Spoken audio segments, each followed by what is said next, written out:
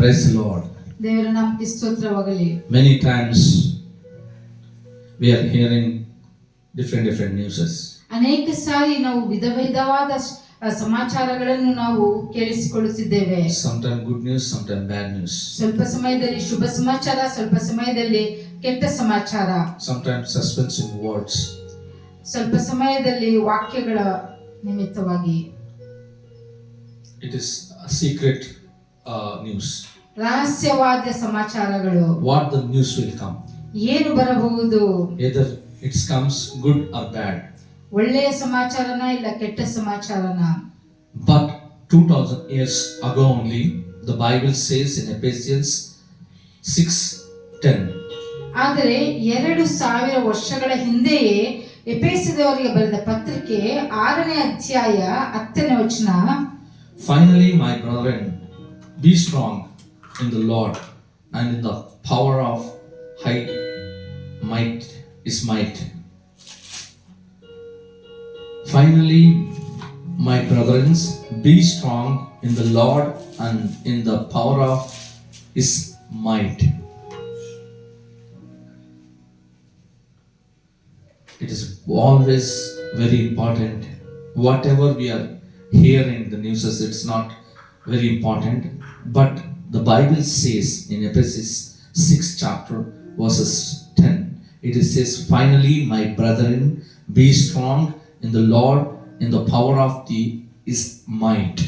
ಎಫೆಸದವರಿಗೆ ಬರೆದ ಪತ್ರಿಕೆ 6ನೇ ಅಧ್ಯಾಯ 10ನೇ ವಚನದಲ್ಲಿ ಕಡೆ ಮಾತೇನೆಂದರೆ, ನೀವು ಕರ್ತನನ್ನು ಆತನ ಅತ್ಯಧಿಕವಾದ ಶಕ್ತಿಯನ್ನು ಆಶ್ರಯಿಸಿಕೊಂಡವರಾಗಿ ಬಲಗೊಳ್ಳಿರಿ ಎಂಬುದಾಗಿ ಹೇಳಲ್ಪಟ್ಟಿದೆ.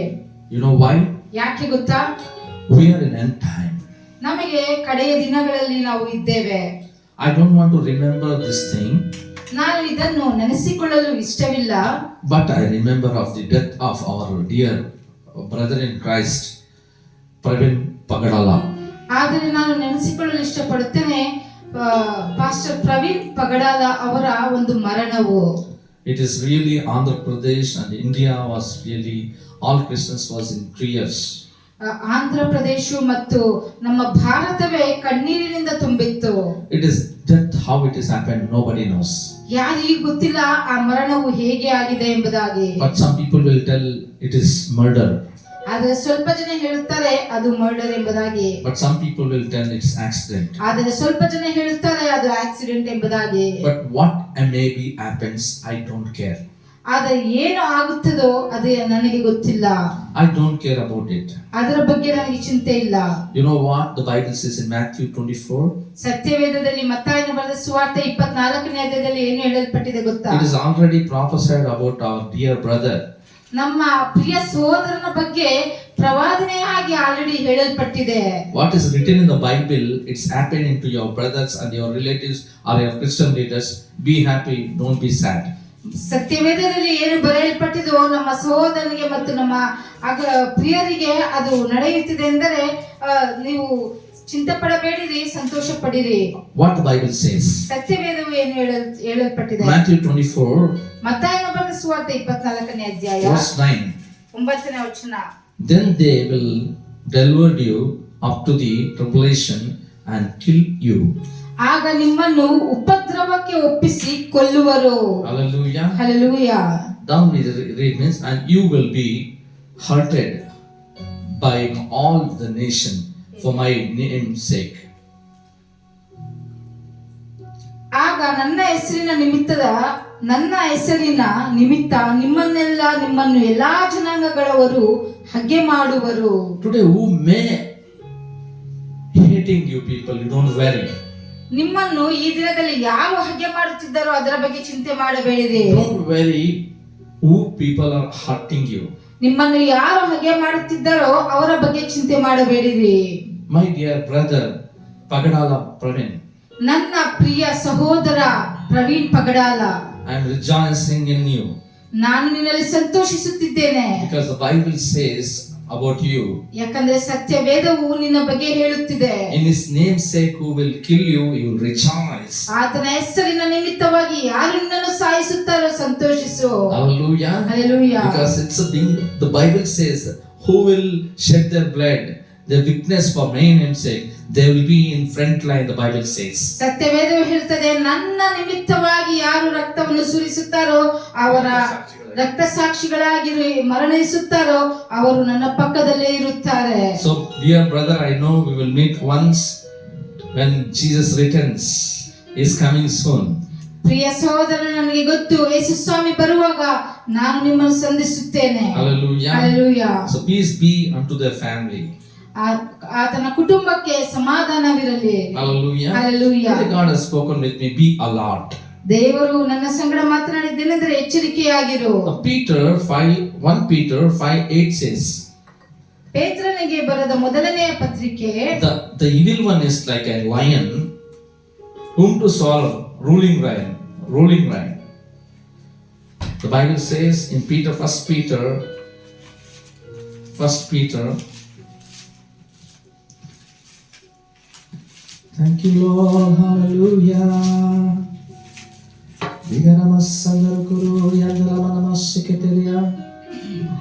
Thank you Lord, hallelujah.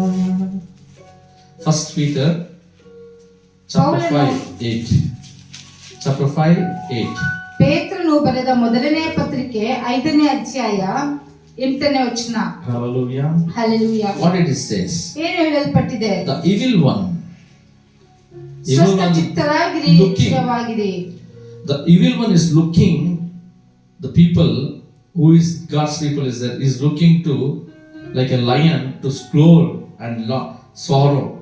ಸೈತಾನನು ಗರ್ಜಿಸುವ ಸಿಂಹದಂತೆ ಆತನು ನೋಡುತ್ತಾ ಇದ್ದಾನೆ, ಯಾರನ್ನು ನುಂಗಿ ಬಿಡೋಣ ಎಂಬುದಾಗಿ. Hallelujah. Hallelujah. What clearly Bible says here? ಸತ್ಯವೇದವು ಸ್ಪಷ್ಟವಾಗಿ ಏನು ಹೇಳಲ್ಪಟ್ಟಿದೆ? What it says? ಏನು ಹೇಳಲ್ಪಟ್ಟಿದೆ? Be sober. Be sober-minded. Come on, read. Be sober-minded. Be watchful. Your adversary, the devil, prowls around like a roaring lion, seeking someone to devour. ಸ್ವಸ್ಥಚಿತ್ತರಾಗಿರಿ, ಎಚ್ಚರವಾಗಿರಿ. ನಿಮ್ಮ ವಿರೋಧಿಯಾಗಿರುವ ಸೈತಾನನು ಗರ್ಜಿಸುವ ಸಿಂಹೋಪಾದಿಯಲ್ಲಿ ಯಾರನ್ನು ನುಂಗಲಿ ಎಂದು ಹುಡುಕುತ್ತಾ ತಿರುಗುತ್ತಾನೆ. The Bible says all the time, Christian people want to be very alerted. ಸತ್ಯವೇದವು ಹೇಳುತ್ತದೆ, ನಮ್ಮ ಕ್ರೈಸ್ತರೆಲ್ಲರೂ ಎಚ್ಚರವಾಗಿರಬೇಕು. We are not careful and we are not be alert, we will be killed by someone. ನಾವು ಎಚ್ಚರವಾಗದೇ ಇದ್ದರೆ ಯಾರಿಂದಲೋ ನಾವು ಕೊಲ್ಲಲ್ಪಡಿಸಿಕೊಳ್ಳುತ್ತೇವೆ. The Bible says a evil one is like a swallowing lion. ಸತ್ಯವೇದವು ಹೇಳುತ್ತದೆ, ಸೈತಾನನು ಗರ್ಜಿಸುವ ಸಿಂಹದಂತೆ ಇರುತ್ತಾನೆ. Is rolling like a, ಯಾರನ್ನು ನುಂಗಲು ಎಂಬುದಾಗಿ ಹುಡುಕುತ್ತಾ ಇರುತ್ತಾನೆ. waiting for to spoil somebody. ಯಾರನ್ನಾದರೂ, ಯಾರ ಜೀವನವಾದರೂ ನಾಶನ ಮಾಡುವುದಕ್ಕೆ ಕಾದಿರುತ್ತಾನೆ. Our Lord's eyes upon us 24/7. ನಮ್ಮ ಕರ್ತನ ಕಣ್ಣುಗಳು ನಮ್ಮ ಮೇಲೆ 24 ಗಂಟೆ ಇರುತ್ತದೆ. But the same thing, the Satan's eye also upon us to kill and destroy in our lives. ಅದೇ ರೀತಿಯಾಗಿ ಸೈತಾನನ ಕಣ್ಣುಗಳು ಸಹ ನಮ್ಮ ಮೇಲೆ ಇರುತ್ತದೆ, ನಮ್ಮನ್ನು ಕೊಲ್ಲುವುದಕ್ಕೆ, ನಾಶನ ಮಾಡುವುದಕ್ಕೆ. He is waiting for the time. ಆತನು ಒಂದು ಸಮಯಕ್ಕೋಸ್ಕರ ಕಾದಿರುತ್ತಾನೆ. When you come, give shelter to him, he will enter. ನೀನು ಯಾವಾಗ ಆ ಸೈತಾನನಿಗೆ ನೀನು ಜಾಗವನ್ನು ಕೊಡುತ್ತೀಯೋ, ಸೈತಾನನು ಬಂದು ಪ್ರವೇಶ ಮಾಡಿ ಅದನ್ನು ತೆಗೆದುಕೊಳ್ಳುತ್ತಾನೆ. He will occupy your place. ನಿನ್ನ ಜಾಗವನ್ನು ಸೈತಾನನು ಅದನ್ನು ತೆಗೆದುಕೊಳ್ಳುತ್ತಾನೆ. He will rule you. ಆ ಸೈತಾನನು ನಿನ್ನನ್ನು ಆಳ್ವಿಕೆ ಮಾಡುತ್ತಾನೆ. Because you left the God's presence and you went to evil presence. ನೀನು ದೇವರ ಪ್ರಸನ್ನತೆಯನ್ನು ಬಿಟ್ಟು ಸೈತಾನನ ಪ್ರಸನ್ನತೆಗೆ ಹೋದೆವು. How we will come out from the presence of God? ದೇವರ ಪ್ರಸನ್ನತೆಯಿಂದ ಹೊರಗೆ ಹೇಗೆ ಬರುತ್ತೀಯಾ? Having the bad habits, ಕೆಟ್ಟ ಅಭ್ಯಾಸಗಳಿಂದಲೂ, looking at the movies, ಸಿನಿಮಾಗಳು ನೋಡುವುದರಿಂದಲೂ, talking about worldly things, ಲೋಕದ ಕಾರ್ಯಗಳನ್ನು ಮಾತನಾಡುವುದರಿಂದಲೂ, thinking about only these worldly things.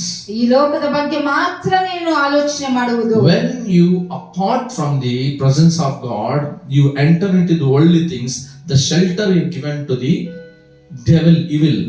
ಯಾವಾಗ ನೀನು ದೇವರ ಪ್ರಸನ್ನತೆಯಿಂದ ಹೊರಗೆ ಬಂದು ಲೋಕದ ಆಲೋಚನೆಗಳಿಗೆ ನೀನು ಜಾಗ ಕೊಟ್ಟಿಯೋ, ನೀನು ಸೈತಾನನಿಗೆ ನೀನು ಜಾಗ ಕೊಟ್ಟ ಹಾಗೆ. I will give you an example. ನಾನು ನಿನಗೆ ಉದಾಹರಣೆಯನ್ನು ಕೊಡುತ್ತೇನೆ. You are in the presence of God or you are in the presence of evil activity. ನೀನು ದೇವರ ಪ್ರಸನ್ನತೆಯಲ್ಲಿದ್ದೀಯಾ, ಸೈತಾನನ ಪ್ರಸನ್ನತೆಯಲ್ಲಿದ್ದೀಯಾ? Check your life what is ruling your mind? ನಿನ್ನ ಜೀವನವನ್ನು ನೀನು ಪರೀಕ್ಷಿಸಿಕೋ. ನಿನ್ನ ಮೈಂಡ್ ಅನ್ನು ಯಾರು ಆಳ್ವಿಕೆ ಮಾಡುತ್ತಿದ್ದಾರೆ? It is more evil things is overing you and ruling you. ಹೆಚ್ಚಾದ ಕೆಟ್ಟ ಕಾರ್ಯಗಳು ನಿನ್ನ ಮೈಂಡ್ ಅನ್ನು ಆಳ್ವಿಕೆ ಮಾಡುತ್ತಿದ್ದೀಯಾ?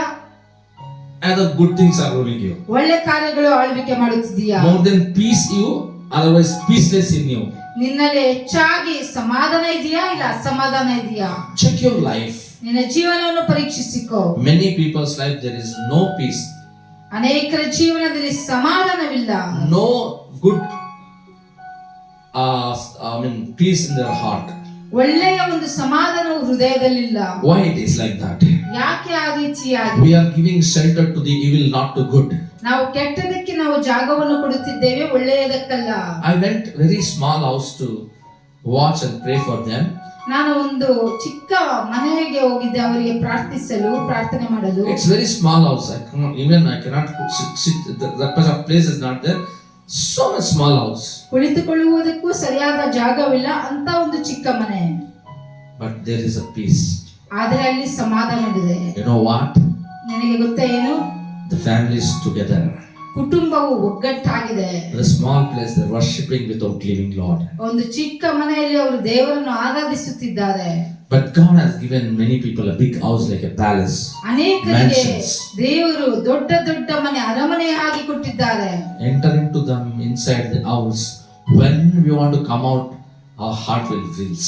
ಆ ಮನೆಯೊಳಗೆ ಪ್ರವೇಶ ಮಾಡಿದ ತಕ್ಷಣನೇ ಯಾವಾಗ ಹೊರಗೆ ಬರುವುದು ಎಂಬುದಾಗಿ ಆಲೋಚನೆ ಬರುತ್ತದೆ. Why the small house giving so much presence?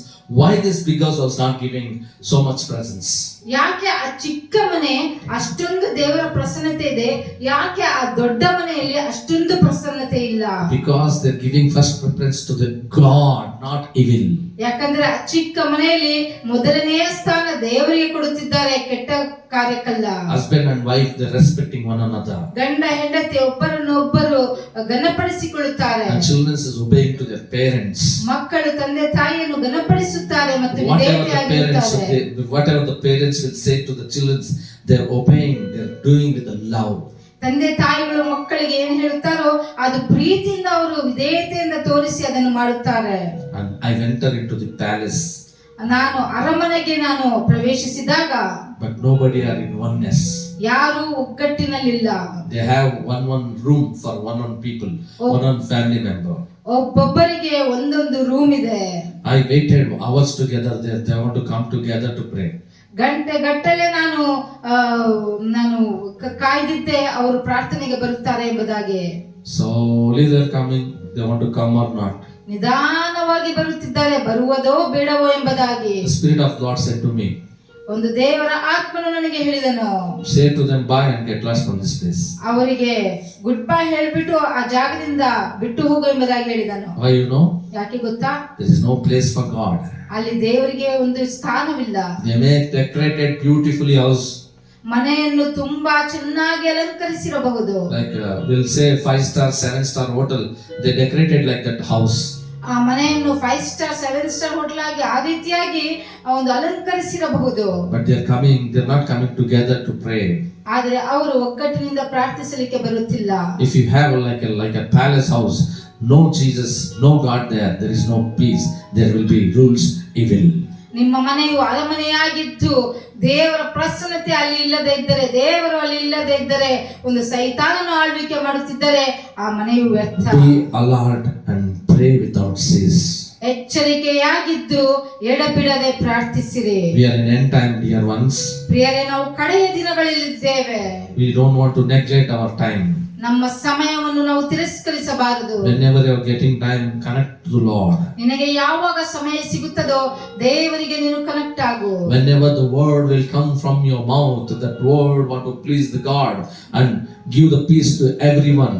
ನಿನ್ನ ಬಾಯಲ್ಲಿ ಯಾವುದೇ ಮಾತು ಹೊರಗೆ ಬಂದರೂ ಅದು ದೇವರಿಗೆ ಇಷ್ಟವಾಗಿರಬೇಕು ಮತ್ತು ಬೇರೆಯವರಿಗೆ ಸಮಾಧಾನ ಕೊಡಬೇಕು. I want to give one example. ಒಂದು ಉದಾಹರಣೆಯನ್ನು ಕೊಡಲು ಇಷ್ಟಪಡುತ್ತೇನೆ. Pets are there, right?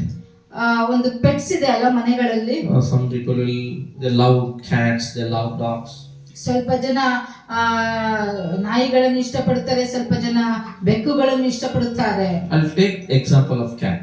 ನಾನು ಬೆಕ್ಕಿನ ಬಗ್ಗೆ ಉದಾಹರಣೆ ತೆಗೆದುಕೊಳ್ಳುತ್ತೇನೆ. Sometime what happened? ಸ್ವಲ್ಪ ಸಮಯ ಏನಾಯಿತು, They brought small kid. ಒಂದು ಚಿಕ್ಕ ಬೆಕ್ಕಿನ ಮರಿಯನ್ನು ತೆಗೆದುಕೊಂಡು ಬಂದರು. They given milk, they took everything very carefully. It's grown up. ಅದಕ್ಕೆ ಚೆನ್ನಾಗಿ ಹಾಲನ್ನು ಕೊಟ್ಟು ಇಲ್ಲ ಊಟವನ್ನು ಕೊಟ್ಟು ಅದು ಚೆನ್ನಾಗಿ ಬೆಳೆಯಿತು. Until they're playing, okay. ಅದು ಆಟ ಆಡುತ್ತಿತ್ತು, okay. One day they took and they locked a room. They started to beat. ಒಂದು ದಿನ ಬೆಕ್ಕನ್ನು ಒಂದು ರೂಮಲ್ಲಿ ಹಾಕಿಕೊಂಡು ಅದನ್ನು ಹೊಡೆಯಲು ಪ್ರಾರಂಭಿಸಿದರು. One time she bared. ಒಂದು ಸರಿ ಅದನ್ನು ಬೇರ್ ಮಾಡಿದರು. Not people. The cat has bared. ಆ ಬೆಕ್ಕು ಒಂದು ಸಾರಿ ಅದನ್ನು ತಡೆದುಕೊಂಡಿತು.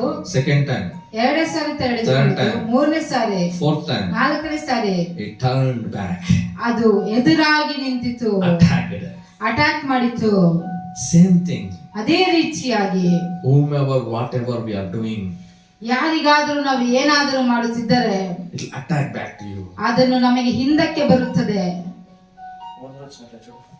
Thank you, Lord. Thank you, Jesus. Thank you, Lord. Hallelujah. Hallelujah. Hallelujah. Thank you, Jesus. Thank you, Lord. Hallelujah. Thank you, Lord. Thank you, Lord. So anyone, even that good-hearted people also, whenever we are hurting and we are hurting, they suddenly turn back. ಯಾವುದಾದ್ರು ಒಳ್ಳೆ ಹೃದಯದವರನ್ನು ಸಹ ನಾವು ಅವರಿಗೆ ಯಾವಾಗಲೂ ಅವರಿಗೆ ನಾವು ಬಾಧೆ ಪಡಿಸಿದ್ದರೆ ನೋವು ಕೊಡುತ್ತಾನೆ ಇದ್ದರೆ ಅವರು ಸಹ ಒಂದು ದಿವಸ ತಿರುಗಿ ಬೀಳುತ್ತಾರೆ. Jesus also, Yesu ಸ್ವಾಮಿಯು in the temple of the Father, ಆ ತಂದೆಯ ಒಂದು ದೇವಸ್ಥಾನದಲ್ಲಿ, the prayer time, place of prayer, ಪ್ರಾರ್ಥನೆ ಸಮಯದಲ್ಲಿ ಪ್ರಾರ್ಥಿಸುವ ಒಂದು ಜಾಗದಲ್ಲಿ what happened? ಏನಾಯಿತು? The people started to do business. ಮನುಷ್ಯರು ಒಂದು ಬಿಸಿನೆಸ್ ಮಾಡಲು ಪ್ರಾರಂಭಿಸಿದರು. Anger came to the Lord Jesus. ಕರ್ತನಿಗೆ ಕೋಪ ಬಂದಿತು. And he given left and right to them. ಆತ ಅವರಿಗೆ ಒಂದು ಎಡಕ್ಕೆ ಒಂದು ಬಲಕ್ಕೆ ಒಂದು ಕೊಟ್ಟರು. Hallelujah. Hallelujah. People are left that place. ಮನುಷ್ಯರು ಆ ಜಾಗವನ್ನು ಬಿಟ್ಟು ಹೋದರು. Bible says, ಸತ್ಯ ವೇದ ಹೇಳುತ್ತದೆ, don't make your children to get anger. ನಿನ್ನ ಮಕ್ಕಳಿಗೆ ಕೋಪ ಬರುವ ಹಾಗೆ ನೀವು ನಡೆದುಕೊಳ್ಳಬೇಡಿರಿ. And also I say my mind setup, ನನ್ನ ಒಂದು ಮೈಂಡ್ ಸೆಟಪ್ ನಾನು ಹೇಳುತ್ತೇನೆ, husbands, don't make your wife to anger. ಗಂಡಂದಿರೇ ನಿಮ್ಮ ಹೆಂಡತಿಗೆ ಕೋಪ ಬರುವ ಹಾಗೆ ನಡೆದುಕೊಳ್ಳಬೇಡಿರಿ. And wives, don't make your husband to become anger. ಹೆಂಡತಿಯರೇ ಗಂಡನಿಗೆ ಕೋಪ ಬರುವ ಹಾಗೆ ಮಾಡಬೇಡಿರಿ. Okay, that time family will be together. ಆ ಸಮಯದಲ್ಲಿ ಆ ರೀತಿಯಾಗಿದ್ದರೆ ಕುಟುಂಬವು ಒಗ್ಗಟ್ಟಾಗಿರುತ್ತದೆ. Satan will come, ಸೈತಾನನು ಬರುತ್ತಾನೆ, put all confused mind in our hearts. ನಮ್ಮ ಹೃದಯದಲ್ಲಿ ಮತ್ತು ಮೈಂಡ್ ಅಲ್ಲಿ ತುಂಬಾ confusion ಇಡುವುದಕ್ಕೋಸ್ಕರ We want to ignore that confusion in our lives. ಆ ಕನ್ಫ್ಯೂಷನ್ ನಾವು ತಿರಸ್ಕರಿಸಬೇಕು. The Bible says, ಸತ್ಯ ವೇದವು ಹೇಳುತ್ತದೆ, the evil one come to change all plans of God. ಒಂದು ದುರಾತ್ಮನು ದೇವರ ಒಂದು ಪ್ರಣಾಳಿ, ದೇವರ ಒಂದು ಸಂಕಲ್ಪವನ್ನೇ ಬದಲಾಯಿಸುವುದಕ್ಕೋಸ್ಕರ ಬರುತ್ತಾನೆ. He tempted Jesus Christ only. Yesu ಸ್ವಾಮಿಯನ್ನೇ ಶೋಧಿಸಿದನು. What we all. ನಾವೆಷ್ಟು ಮಾತ್ರ. That's why the Bible says, without ceasing, you don't want to enter to evil, pray. ಅದಕ್ಕೋಸ್ಕರ ಸತ್ಯವೇದವೇ ಹೇಳುತ್ತದೆ, ನಾವು ಕೆಟ್ಟದರೊಳಗೆ ಪ್ರವೇಶಿಸದಂತೆ ಎಚ್ಚರಿಕೆಯಾಗಿದ್ದು ಎಡಬಿಡದೆ ಪ್ರಾರ್ಥಿಸಿರಿ ಎಂಬುದಾಗಿ. Morning the devil will come. ಬೆಳಗ್ಗೆ ಒಂದು ಸೈತಾನನು ಬರುತ್ತಾನೆ. What he says? ಏನು ಹೇಳ್ತಾನೆ? Your husband is getting very trim, handsome is looking today. He's going outside. Oh, something you have connections outside. ನಿನ್ನ ಗಂಡನು ತುಂಬಾ ಚೆನ್ನಾಗಿ ಒಂದು ಬಟ್ಟೆಗಳನ್ನು ಹಾಕಿಕೊಂಡು ಟ್ರಿಮ್ ಆಗಿ ಹೋಗುತ್ತಿದ್ದಾನೆ, ಯಾರನ್ನೋ ಸಂಧಿಸಲಿಕ್ಕೆ. So be careful. ತುಂಬಾ ಎಚ್ಚರಿಕೆಯಾಗಿರು. The doubt will bring from evil. ಸೈತಾನನಿಂದ ಒಂದು ಡೌಟ್ ಬರುತ್ತದೆ. All the time Satan will bring a doubt spirit, peaceless words, and all time he want to make us to not to be happy. We want to collapse in this place. ಎಲ್ಲಾ ಸಮಯದಲ್ಲಿ ಸೈತಾನನು ಸಮಾಧಾನವನ್ನು ಕೆಡಿಸಲು, ಸಂತೋಷವನ್ನು ಕೆಡಿಸಲು, ಒಗ್ಗಟ್ಟನ್ನು ಕೆಡಿಸಲೇ ಬರುತ್ತಾನೆ. ಯಾಕಂದ್ರೆ ಆತನ ಸೈತಾನನಿಗೆ ಸಂತೋಷವಾಗಿರುವುದು ಇಷ್ಟವಿಲ್ಲ. Fear is not come from the God. Fear will come from the evil. ಒಂದು ಭಯವು ದೇವರಿಂದ ಬರುವುದಲ್ಲ, ಅದು ಸೈತಾನನಿಂದ ಬರುವುದಾಗಿದೆ. It may be your life, how little life I want to lead. ನಿಮ್ಮ ಜೀವನವನ್ನು ಹೇಗೆ ನಡೆಸಬೇಕು ಎಂಬುದಾಗಿರಬಹುದು. How can my financial situation is like this? ನನ್ನ ಹಣಕಾಸಿನ ಕಷ್ಟವು ಹೇಗೆ ಎಂಬುದಾಗಿರಬಹುದು. My husband is not earning anything. Next what? ನನ್ನ ಗಂಡನು ಏನು ಸಂಪಾದಿಸುತ್ತಿಲ್ಲ, ಮುಂದಕ್ಕೆ ಏನು? What about our children's fees and donations? ನನ್ನ ಮಕ್ಕಳ ಒಂದು ಫೀಸ್ ಬಗ್ಗೆ ಏನು ಎಂಬುದಾಗಿ And many things that Satan will bring.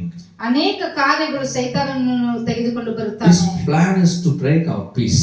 ಆತನ ಒಂದು ಸಂಕಲ್ಪವು ಸಮಾಧಾನವನ್ನು ಕೆಡಿಸುವುದೇ. Be alert, where are you? ಎಚ್ಚರಿಕೆಯಾಗಿರು, ನೀನು ಎಲ್ಲೇ ಇದ್ದರು. Check yourself. ನಿನ್ನನ್ನು ನೀನು ಪರೀಕ್ಷಿಸಿಕೋ. You were given a shelter for the evil one, ನೀನು ಸೈತಾನನಿಗೆ ಜಾಗವನ್ನು ಕೊಟ್ಟಿದ್ದೀಯಾ? or you were given Holy Spirit to shelter?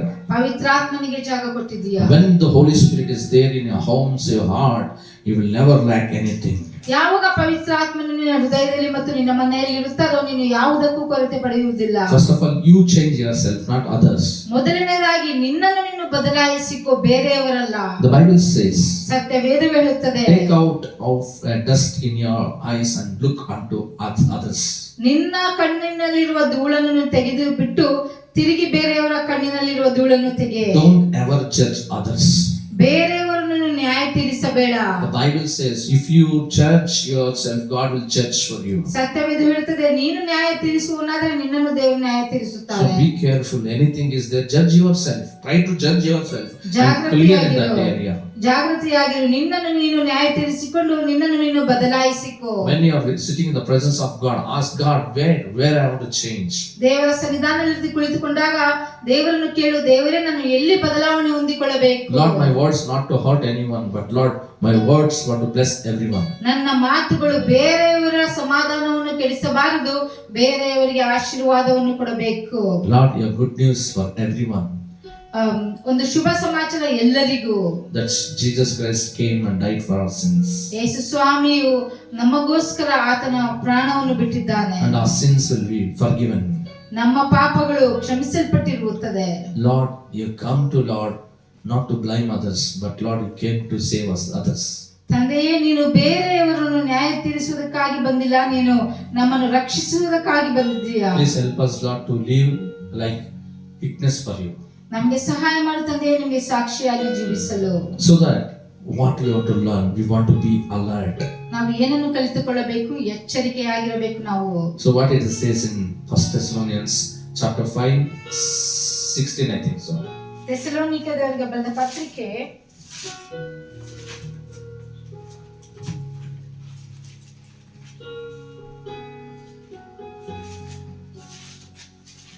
We don't want to see any mobiles and check immediately open. We want to see the directly Bible and we want to find out. Mobile ಅನ್ನು ನೋಡಿ ತಕ್ಷಣವೇ ತೆಗೆಯುವುದಲ್ಲ, ಸತ್ಯವೇದವನ್ನು ನೋಡಿ ನಿಧಾನಕ್ಕೆ ತೆಗೆದರೂ ಪರವಾಗಿಲ್ಲ. Chapter 5. ಪೌಲನು ಥೆಸಲೋನಿಕದವರಿಗೆ ಬರೆದ ಮೊದಲನೆಯ ಪತ್ರಿಕೆ 5ನೇ ಅಧ್ಯಾಯ And verses 6-17. 6ನೇ ವಚನ. Pray without ceasing. 16ನೇ ವಚನ. Hallelujah. ಹಲ್ಲೆಲೂಯಾ. ಯಾವಾಗಲೂ ಸಂತೋಷಿಸಿರಿ, ಎಡಬಿಡದೆ ಪ್ರಾರ್ಥನೆ ಮಾಡಿರಿ. Hallelujah. Hallelujah. So we need to pray without ceasing. ನಾವು ಎಡೆಬಿಡದೆ ಪ್ರಾರ್ಥಿಸಬೇಕು.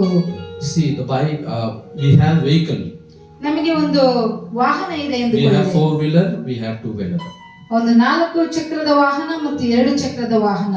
Keep on without oil, we are running it. What will happen? ಅದಕ್ಕೆ ಆಯಿಲ್ಲೇ ಹಾಕದೆ ನಾವು ಅದನ್ನು ಓಡಿಸುತ್ತಿದ್ದರೆ ಏನಾಗುತ್ತದೆ? It will cease. ಅದು ಸೀಸ್ ಆಗಿರ್ತದೆ. Cease means completely it will freeze. It cannot move here and there. It will be like cease. ಅದು ಒಂದೇ ಜಾಗದಲ್ಲಿ ಅಂಟಿಕೊಳ್ಳುತ್ತದೆ. ಅದು ವಾಹನ ಮುಂದಕ್ಕೆ ಚಲಿಸುವುದಿಲ್ಲ. It is completely like dead. ಅದು ಸತ್ತ ಹಾಗೆ. So without ceasing, we don't want to get seized. We want to get connected to the Lord. So we want to pray continually. ಎಡೆಬಿಡದೆ ನಾವು ಪ್ರಾರ್ಥಿಸಬೇಕು. ನಾವು ಪ್ರಾರ್ಥನೆಯನ್ನು ಬಿಡಬಾರದು. What is the prayer means? ಪ್ರಾರ್ಥನೆ ಎಂದರೆ ಏನು? Always I'll tell, talking with one another. ಎಲ್ಲ ಸತಿ ನಾನು ಹೇಳ್ತೇನೆ, ಒಬ್ಬರಿಗೊಬ್ಬರು ಮಾತಾಡಿಕೊಳ್ಳುವುದು. See, every time making decision. Sometimes we will take our decision, we will also apply to others. It's very wrong. ನಾವು ಅನೇಕ ಸಾರಿ ನಾವು ಡಿಸಿಷನ್ ತೆಗೆದುಕೊಳ್ಳುತ್ತೇವೆ ಮತ್ತು ಅದನ್ನು ಬೇರೆಯವರಿಗೆ ಹಾಕುತ್ತೇವೆ. This is my decision, my idea, my plan. No, never do that. ಇದು ನನ್ನ ತೀರ್ಮಾನ, ಇದು ನನ್ನ ಸಂಕಲ್ಪ ಎಂಬುದಾಗಿ ಆ ರೀತಿಯಾಗಿ ಮಾಡಬೇಡಿದೆ. Without ceasing prayer means without not connecting, with connecting only we can tell any suggestion to others. With not connecting, it will not be says and because we are given shelter to evil, not to good. ನಾವು ಎಡಬಿಡದೆ ಪ್ರಾರ್ಥಿಸಿ ದೇವರಿಗೆ connect ಆಗಿದ್ದರೆ ಮಾತ್ರನೇ ನಾವು ಬೇರೆಯವರಿಗೆ ಒಂದು ತೀರ್ಮಾನ ಹೇಳಬೇಕು. ಇಲ್ಲದಿದ್ದರೆ ನಾವು ಪ್ರಾರ್ಥನೆ ಇಲ್ಲದೆ ಸೈತಾನನಿಗೆ ಕನೆಕ್ಟ್ ಆಗಿ ಬೇರೆಯವರಿಗೆ ಏನು ಹೇಳಬಾರದು. Many times we do that. ಅನೇಕ ಸಲ ನಾವು ಮಾಡುತ್ತೇವೆ. The Bible says, if anything you do good for others in a left hand, even don't want to know a right hand. ಸತ್ಯವೇದ ಹೇಳುತ್ತದೆ ಅನೇಕ ಸಾರಿ ನೀನು ಎಡಗೈಯಲ್ಲಿ ಯಾರಿಗಾದ್ರೂ ಸಹಾಯ ಮಾಡಿದರೆ ಬಲಗೈಯೂ ಸಹ ಅದಕ್ಕೆ ಗೊತ್ತಾಗಬಾರದು ಎಂಬುದಾಗಿ. So secret God is maintaining your good things. ಒಂದು ಸಹ ರಹಸ್ಯ ದೇವರು ನಮಗೆ ಬಯಲುಪಡಿಸಿದ್ದು. But many people nowadays they given 10 rupees also they want to show, they want to take selfie photos. ಆದರೆ ಈ ಕಾಲದಲ್ಲಿ ಅನೇಕರು ನಾವು 10 ರೂಪಾಯಿ ಕೊಟ್ಟಿದ್ದರೂ ಎಲ್ಲರಿಗೂ ಗೊತ್ತಾಗಬೇಕು ಸೆಲ್ಫಿ ಫೋಟೋನ ತೆಗೆದುಕೊಳ್ಳುತ್ತಾರೆ. Road side they are going giving one, they'll take selfie. Road ಪಕ್ಕದಲ್ಲಿ ಯಾರಿಗಾದರೂ ಬನ್ ಕೊಡುತ್ತಿದ್ದರೂ ಸೆಲ್ಫಿ ತೆಗೆದುಕೊಳ್ಳಬೇಕು. Why? ಯಾಕೆ? Why you want to boost up yourself? ಯಾಕೆ ನಿನ್ನನ್ನು ನೀನು ಹೆಚ್ಚಿಸಿಕೊಳ್ಳಬೇಕು? Your secret father is seeing secretly, and you do secretly, your secret father will bless secretly abundantly. ರಹಸ್ಯವಾದ ತಂದೆಯು ನೀನು ಮಾಡುವ ಕಾರ್ಯಗಳನ್ನು ರಹಸ್ಯವಾಗಿ ನೋಡುತ್ತಿದ್ದಾರೆ ಮತ್ತು ನೀನು ರಹಸ್ಯವಾಗಿ ಮಾಡುವ ಕಾರ್ಯಗಳು ದೇವರು ಆಶೀರ್ವಾದ ಮಾಡುತ್ತಾರೆ. Nowadays people are doing good things and they're telling all the world. ಈ ದಿನಗಳಲ್ಲಿ ಮನುಷ್ಯರು ಒಳ್ಳೆ ಕಾರ್ಯಗಳನ್ನು ಮಾಡಿ ಲೋಕಕ್ಕೆ ಹೇಳಿಕೊಳ್ಳುತ್ತಾರೆ. Please don't do that. Reward will never comes.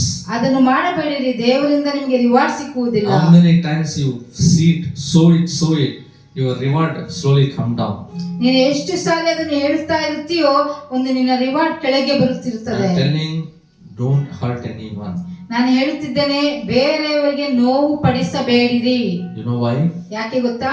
That is a bigger sin. ಅದು ದೊಡ್ಡ ಪಾಪವಾಗಿದೆ. If you don't like them, escape from them. ಅವರು ನಿಮಗೆ ಇಷ್ಟವಿಲ್ಲದೆ ಇದ್ದರೆ ನೀವು ಅವರಿಂದ escape ಆಗಿಬಿಡಿ. Stop sometimes. Close your mouth. ನಿಮ್ಮ ಬಾಯನ್ನು ಮುಚ್ಚಿಕೊಳ್ಳಿರಿ. Sometimes be silent. ಸ್ವಲ್ಪ ಸಮಯದಲ್ಲಿ ನೀವು ಸೈಲೆಂಟ್ ಆಗಿರಿ. And God will make everything all right. ದೇವರು ಎಲ್ಲವನ್ನು ಸರಿಪಡಿಸುತ್ತಾರೆ. Nowadays what will happen? ಈ ದಿನಗಳಲ್ಲಿ ಏನು ನಡೆಯುತ್ತಿದೆ? We are more than silent, we are being violent. ನಾವು ತುಂಬಾ ಸೈಲೆಂಟ್ ಆಗಿರುವುದಕ್ಕಿಂತ ತುಂಬಾ ವೈಲೆಂಟ್ ಆಗಿದ್ದೇವೆ. Be alert where you are standing, in good presence or bad presence. ಎಲ್ಲಿ ನಿಂತುಕೊಳ್ಳುತ್ತೀಯೋ ನೀನು ಎಚ್ಚರಿಕೆಯಾಗಿರು, ಒಳ್ಳೆಯ ಸ್ಥಾನದಲ್ಲಿಯಾ ಇಲ್ಲ ಕೆಟ್ಟ ಸ್ಥಾನದಲ್ಲಿಯಾ. That every time there will be a inspiring for two things. ಎಲ್ಲಾ ಸಮಯದಲ್ಲಿಯೂ ಎರಡು ಕಾರ್ಯಗಳಿಗೋಸ್ಕರ ಪ್ರೇರೇಪಣೆ ಆಗುತ್ತದೆ. Do good things, God will like you. ಒಳ್ಳೆ ಕಾರ್ಯಗಳನ್ನು ಮಾಡು, ದೇವರು ನಿನ್ನನ್ನು ಇಷ್ಟಪಡುತ್ತಾರೆ. No, I want to become a famous, so I do bad things, whichever God don't like, whichever parents don't like. When you going to do, you'll never be blessed. ಇಲ್ಲ ನಾನು famous ಆಗಬೇಕು ಎಂಬುದಾಗಿ ತಂದೆ ತಾಯಿಗಳಿಗೆ ಇಷ್ಟ ಇಲ್ಲದೆ ಇದ್ದರೂ ನೀವು ಹೋಗಿ ಮಾಡಿದರೆ ಅದರಲ್ಲಿ ನೀವು ಆಶೀರ್ವಾದ ಹೊಂದಿಕೊಳ್ಳುವುದಿಲ್ಲ. Our life is not end with this world. ನಮ್ಮ ಜೀವನವು ಈ ಲೋಕಕ್ಕೆ ಮುಗಿದೋಗುವುದಿಲ್ಲ. Now I believe and I secretly, I personally I know Praveen Pagadalu is in presence of God. ನನ್ನ ರಹಸ್ಯವಾಗಿ ನನಗೆ ಗೊತ್ತು, ಪಾಸ್ಟರ್ ಪ್ರವೀಣ್ ಪಗಡಾಲಗಾರು ದೇವರ ಒಂದು ಸನ್ನಿಧಾನದಲ್ಲಿದ್ದಾರೆ. Know why? ಯಾಕೆ ಗೊತ್ತಾ? He was, until his birth, he was without believing God. He was praying, he was worshipping. I know when he's riding the bike also, the headlight is not there. He was, I think so, only indicator he put and he praising and going to the Lord. I know that. ಆತನು ಗಾಡಿಯನ್ನು ಓಡಿಸಿಕೊಂಡು ಹೋಗುತ್ತಿದ್ದಾಗ headlight ಸರಿಯಾಗಿ ಅದು ಮುರಿದು ಹೋಗಿದ್ದರೂ ಸಹ ನನಗೆ ಗೊತ್ತು, ಆತನು ಇಂಡಿಕೇಟರ್ is on. ಇಂಡಿಕೇಟರ್ ಹಾಕಿದ್ದರು. only is praising and going. ಆತನು ಅದರಲ್ಲೇ ದೇವರನ್ನು ಸ್ತುತಿಸುತ್ತಾ ಹೋಗುತ್ತಿದ್ದರು. I believe whenever the people come to kill him or accident or whatever, I don't know, but in that situation also his mouth not stopped to praise God. ನಾನು ನಂಬುತ್ತೇನೆ, ಆತನು, ನನಗೆ ಗೊತ್ತಿಲ್ಲ ಆತನು ಯಾರು ಸಾಯಿಸಿ ಬಿಟ್ರೋ ಇಲ್ಲ ಆಕ್ಸಿಡೆಂಟ್ ಆಯ್ತೋ ಗೊತ್ತಿಲ್ಲ, ಅದು ಆ ಸಮಯದಲ್ಲೂ ಸಹ ಆತನು ದೇವರನ್ನೇ ಸ್ತುತಿಸುತ್ತಿದ್ದನು. Hallelujah. Hallelujah. I know his soul is with the Lord. ನನಗೆ ಗೊತ್ತು ಆತನ ಆತ್ಮವು ಕರ್ತನ ಹತ್ತಿರ ಇದೆ. Hallelujah. Hallelujah. My dear ones, ನನ್ನ ಪ್ರಿಯರೇ, the life once goes, ಜೀವನವು ಒಂದು ಸಾರಿ ಹೋದರೆ again it will not come back. ತಿರುಗಿ ಬರುವುದಿಲ್ಲ. When we have life only, we want to careful of our lifestyle. ನಮ್ಮ ಜೀವನವು ಇರುವಾಗಲೇ ನಮ್ಮ ಲೈಫ್ ಸ್ಟೈಲ್ ಅನ್ನು ಎಚ್ಚರಿಕೆಯಾಗಿ ನಾವು ಕಾದುಕೊಳ್ಳಬೇಕು. You don't in ego you cannot win anything. ಈಗೋಯಿಂದ ನಾವು ಯಾವುದನ್ನು ನಾವು ಜಯಿಸಲು ಸಾಧ್ಯ ಇಲ್ಲ. With the love, with the peace, with the grace, with the mercy, we can win everything. ಪ್ರೀತಿಯಿಂದ, ಸಮಾಧಾನದಿಂದ, ಕರುಣೆಯಿಂದ ನಾವು ಎಲ್ಲವನ್ನು ಜಯಿಸಬಹುದು. So let us prepare for the presence of God, not evil's presence. ನಾವು ದೇವರ ಸನ್ನಿಧಾನಕ್ಕೋಸ್ಕರ ನಾವು ತಯಾರಾಗೋಣ, ಒಂದು ಸೈತಾನನ ಸನ್ನಿಧಾನಕ್ಕೋಸ್ಕರ ಅಲ್ಲ. Be alert ಎಚ್ಚರಿಕೆಯಾಗಿರಿ where you are. ಎಲ್ಲಿದ್ದೀಯೋ. If you are in the worldly, come out. ನೀನು ಲೋಕದ ಕಾರ್ಯಗಳಲ್ಲಿದ್ದರೆ ಅದರಿಂದ ಹೊರಗೆ ಬಾ. You are thinking about this worldly, come out. ನೀನು ಲೋಕದ ಕಾರ್ಯಗಳ ಬಗ್ಗೆ ನೀನು ಆಲೋಚಿಸುತ್ತಿದ್ದೀಯ, ಹೊರಗೆ ಬಾ. Come from the shelter, enter into the presence of God. ಆ ಜಾಗದಿಂದ ಹೊರಗೆ ಬಂದು ದೇವರ ಸನ್ನಿಧಾನದೊಳಗೆ ಪ್ರವೇಶಿಸು. And we want to be witness until our death. ನಮ್ಮ ಮರಣ ಬರುವ ತನಕ ನಾವು ದೇವರಿಗೆ ಸಾಕ್ಷಿಯಾಗಿರಬೇಕು. Hallelujah. Hallelujah. If you are getting anger, ನಿನಗೆ ಕೋಪ ಬರುತ್ತಿದೆಯಾ, pray God. ಪ್ರಾರ್ಥಿಸು, Worship. ಆರಾಧಿಸು. Where you get peace, you go there. ಎಲ್ಲಿ ಸಮಾಧಾನ ಸಿಗುತ್ತದೋ ಅಲ್ಲಿ ಹೋಗು. When you get anger, don't speak bad words. ನಿನಗೆ ಕೋಪ ಬಂದಾಗ ಕೆಟ್ಟ ಮಾತುಗಳನ್ನು ಮಾತನಾಡಬೇಡ. Don't inspire people to speak bad words. ಬೇರೆಯವರಿಗೆ ಕೆಟ್ಟ ಮಾತುಗಳು ಮಾತನಾಡುವಂತೆ ನೀನು ಪ್ರೇರೇಪಿಸಬೇಡ. Just you get anger, go to room and close your room and pray to God. ಕೋಪ ಬಂದಾಗ ನಿನ್ನ ಕೋಣೆಗೆ ಹೋಗಿ ನೀನು ಕೋಣದ ಬಾಗಿಲನ್ನು ಮುಚ್ಚಿಕೊಂಡು ಪ್ರಾರ್ಥಿಸು. 5 minutes you pray, the anger will come down. 5 ನಿಮಿಷ ಪ್ರಾರ್ಥಿಸು, ಕೋಪವು ಇಳಿದೋಗುತ್ತದೆ. Instead, just going on argument is not good. ನಾವು ಕಂಟಿನ್ಯೂಸ್ ಆಗಿ ನಾವು ಒಬ್ಬರನ್ನೊಬ್ಬರು ಆರ್ಗ್ಯುಮೆಂಟ್ ಮಾಡುತ್ತಿದ್ದರೆ ಒಳ್ಳೆಯದಲ್ಲ. My lifestyle is anybody is argumenting with me, they plan to fight with me and slowly leave that place and I'll go off. ನನ್ನ life style ಅಂದ್ರೆ ಯಾರಾದ್ರೂ ನನ್ನ ಸಂಗಡ ಜಗಳವಾಡಲು ಪ್ರಾರಂಭಿಸಿದರೆ ಆ ಜಾಗವನ್ನು ಬಿಟ್ಟು ಹೋಗುತ್ತೇನೆ. I know that when they speaks, that anger will attack our mind and will slowly start and our mouth will speak bad words and everything will happen. So we don't want to be in that place. The Bible says there is no peace. Get out from that peace and find out the peace and stay in that peace. ಸತ್ಯವೇದ ಹೇಳುತ್ತದೆ, ಎಲ್ಲಿ ಸಮಾಧಾನ ಇದೆಯೋ ಅಲ್ಲಿ ಹುಡುಕಿಕೊಂಡು ಹೋಗು, ಸಮಾಧಾನ ಇಲ್ಲದೆ ಇರುವ ಜಾಗದಲ್ಲಿ ಇರಬೇಡ ಎಂಬುದಾಗಿ. ನಾನು ಸಹ ಸಮಾಧಾನ ಇಲ್ಲದ ಜಾಗದಲ್ಲಿ ಇರುವುದಿಲ್ಲ, ಹೊರಗೆ ಹೋಗುತ್ತೇನೆ. All we are having two things in our lives, connected and tune up to be in presence of God. ಎರಡು ಸಂಗತಿಗಳು ನಮ್ಮ ಜೀವನದಲ್ಲಿ ಕರೆಕ್ಟ್ ಆಗಿ ನಾವು ಟ್ಯೂನ್ ಅಪ್ ಆಗಿ ದೇವರ ಸನ್ನಿಧಾನವನ್ನು ಕನೆಕ್ಟ್ ಆಗಬೇಕು. Always the shelter planning for the devil, we don't want to give the shelter for devil. ನಾವು ಸೈತಾನನಿಗೆ ಜಾಗವನ್ನು ಕೊಡಬಾರದು. Let us be in the presence of God. ದೇವರ ಸನ್ನಿಧಾನದಲ್ಲಿರೋಣ. Let us close our eyes and look at Jesus. ಕಣ್ಣುಗಳನ್ನು ಮುಚ್ಚಿ ಸ್ವಾಮಿಯನ್ನು ನೋಡುವರಾಗೋಣ. Gracious Heavenly Father, ಕೃಪೆಯುಳ್ಳ ಪರಲೋಕದ ತಂದೆಯೇ, I know Lord this is your day. ನನಗೆ ಗೊತ್ತು ಕರ್ತನೇ, ಇದು ನಿನ್ನ ದಿನ ಎಂಬುದಾಗಿ. Lord, you have changed many people when speaking these words to them. ತಂದೆ, ಈ ವಾಕ್ಯಗಳ ಮುಖಾಂತರವಾಗಿ ಅನೇಕರ ಒಂದು ಜೀವನವನ್ನು ಮಾರ್ಪಾಡು ಹೊಂದಿಕೊಳ್ಳಬೇಕು. Yes Lord, what time being Lord now, a time being Father, the wonderful things is happening in this worldly, but we are for the time being life of Father God. ತಂದೆಯೇ, ಒಂದು ಸ್ವಲ್ಪ ಸಮಯಕ್ಕೋಸ್ಕರ ಮಾತ್ರ ಈ ಲೋಕದಲ್ಲಿ ಸುಂದರವಾದ ಕಾರ್ಯಗಳು ನಡೆಯುತ್ತದೆ. So we are attracted to these worldly things of Father God. ಈ ಲೋಕದ ಕಾರ್ಯಗಳಿಗೆ ನಾವು ಅಟ್ರಾಕ್ಟ್ ಆಗಿ ಬಿಟ್ಟಿದ್ದೇವೆ. Lord, help us to come out from that worldly things and enter into your presence. ತಂದೆ, ನಮಗೆ ಸಹಾಯ ಮಾಡಿ ಈ ಲೋಕದ ಕಾರ್ಯಗಳಿಂದ ನಾವು ಹೊರಗೆ ಬಂದು ನಿಮ್ಮ ಪ್ರಸನ್ನತೆಯನ್ನು ನಾವು ಅನುಭವಿಸಬೇಕು. Lord, give us a mind to meditate the word of God, and Lord, give us a Lord spirit to pray without ceasing. ತಂದೆಯೇ, ನಿಮ್ಮ ವಾಕ್ಯವನ್ನು ಧ್ಯಾನಿಸುವ ಹಾಗೆ ನಮಗೆ ಮೈಂಡ್ ಅನ್ನು ಕೊಡು, ಮತ್ತೆ ಎಡೆಬಿಡದೆ ಪ್ರಾರ್ಥಿಸುವಂತೆ ನಮಗೆ ಒಂದು ಆತ್ಮವನ್ನು ಕೊಡು. Lord, many families they are Lord fighting and dividing. Lord, take and come together. They want to live together, Lord. They want to be witness for your kingdom, Lord. ಅನೇಕ ಕುಟುಂಬಗಳು ಜಗಳಗಳಿಂದ ತಂದೆ ಇಬ್ಬರು ಬೇರೆ ಬೇರೆ ಆಗಿದ್ದಾರೆ ತಂದೆ.